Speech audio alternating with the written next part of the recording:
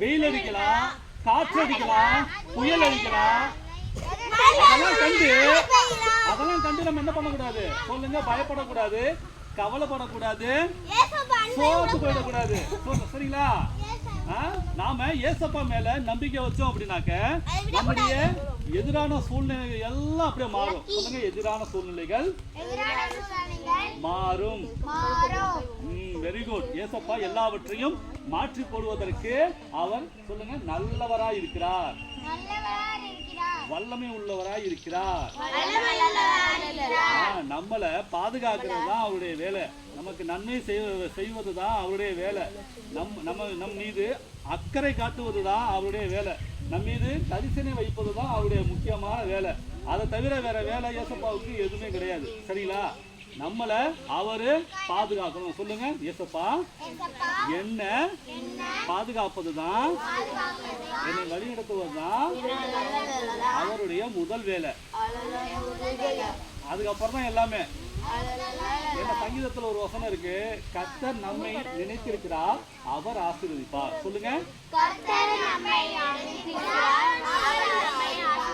இந்த கர்த்தர் நம்மள என்ன பண்ணிருக்காரா? நினைச்சிருக்கிறாரா? சொல்லுங்க, கர்த்தர் என்ன நினைச்சிருக்கிறாரு.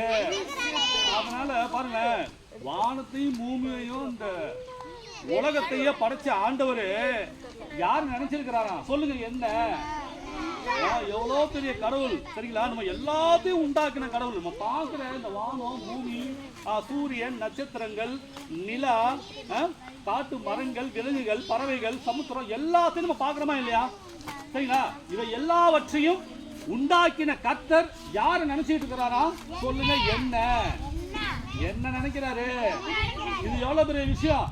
அதாவது ஐயோ என்ன நினைக்கிறதுக்கு யாருமே இல்ல, என் மேல அன்பு செலுத்துறதுக்கு யாருமே இல்ல, என்ன எனக்கு உதவி செய்யறதுக்கு யாருமே இல்ல அப்படின்னு சொல்லிட்டு நீங்க என்ன பண்ணக்கூடாது? கவலைப்படக்கூடாது. சொல்லுங்க, நானே எல்லாம் சேர்ந்து சொல்லுங்க, நானு இனிமேல் எதை குறித்தோ கவலைப்பட மாட்டேன். ஏன்னா என்ன நினைக்கிற தேவன் ஒருத்தர் இருக்கிறாரு. என்ன நினைக்கிற கர்த்தரு ஒருத்தர் இருக்கிறாரு. அவர்தான் ஏசப்பா. என் வாழ்க்கையில அவர் போதும். பாருங்களேன், இனிமே நம்மள யாரும் நினைக்கிறாங்கன்னு ஃபீல் பண்ணவே வேண்டிய தேவையில்லை. ஆனா ஏசப்பா யார் தான் நினைக்கிறாரு?